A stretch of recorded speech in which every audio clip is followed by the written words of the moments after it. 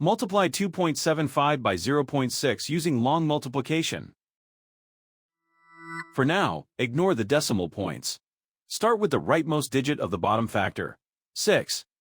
6 times 5 is 30. Put 0 in this column and carry 3. 6 times 7 plus the carried 3 is 45. Put 5 in this column and carry 4. 6 times 2 plus the carried 4 is 16. The product of the whole numbers is 1,650. Count the highlighted digits after each decimal point. The factors have 3 decimal places altogether, so the product needs 3 decimal places. Place the decimal point 3 places from the right. 1,650 becomes 1.650. That is simply 1.65. So 2.75 times 0.6 is 1.65.